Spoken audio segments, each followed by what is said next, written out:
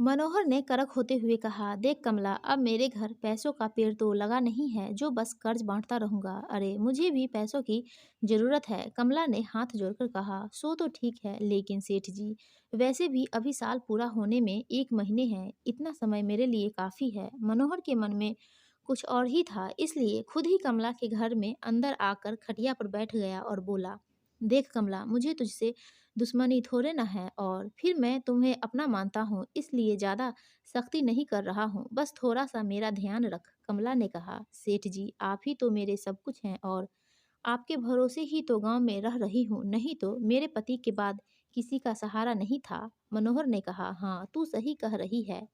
मैं तो बस यह चाहता हूँ कि कभी कभार मेरे पास आ जाया कर, बातें करेंगे तो मन बहल जाएगा। इतना कहकर मनोहर आगे बढ़ गया, लेकिन मनोहर की बात ने कमला के मन उथल पुथल मचा दी थी।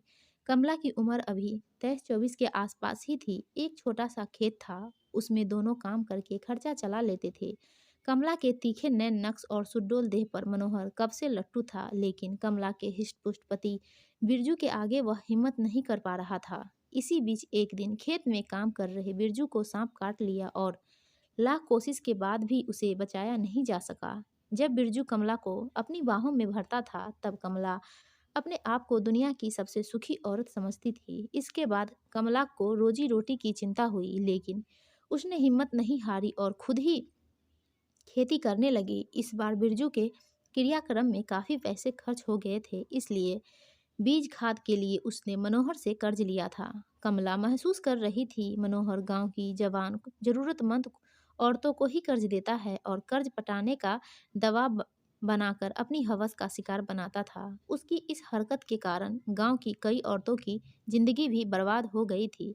वही गांव का सरपंच भी था, इसलिए उसके खिलाफ कोई बात नहीं करता था। अगले दिन मनोहर दोपहर को फिर कमला के पास आ गया और बातें करते हुए कहने लगा, कमला, अभी तो तेरे मस्ती भरे जीने के दिन है, तू भी कहाँ विधवा बन गई है। अरे बिना मर्द के औरत अधूरी रहती है। बस एक बार तू हाँ कर, तेरी जिंदगी को रंगीनियों से भर दूंगा। और इसी के साथ वह कमला का कभी हाथ पकड़ लेता तो कभी कंधे पर हाथ रख देता। गांव के कुछ मनचले लड़के अक्सर कमला के सामने आने पर कहते रहते, जरा हमारी बाहों में एक बार तो आ जा, कब तक बचा पाएगी अपने आप को। लेकिन जब से मनोहर का उसके घर आना जाना हुआ है, सब मनचले लड़के दुबक गए थे।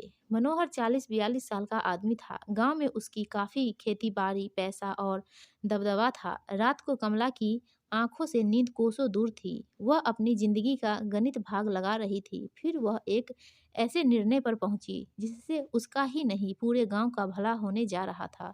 अगले दिन कमला बहुत बन ठन कर तैयार हुई। उसने अंग अंग से सुंदरता फूट रहा था। कसे और छोटे ब्लाउज से उसके उभार जवानी का तकाजा कर रहे थे। सुर्ख झीनी लाल साड़ी में कमला कामदेवी लग रही थी। जब मनोहर आया तब कमला ने बड़ी गर्मजोशी से के साथ उसका स्वागत किया। खाने के लिए तरह तरह की चीजें बनाई और सामने बैठ पंखा झलने लगी।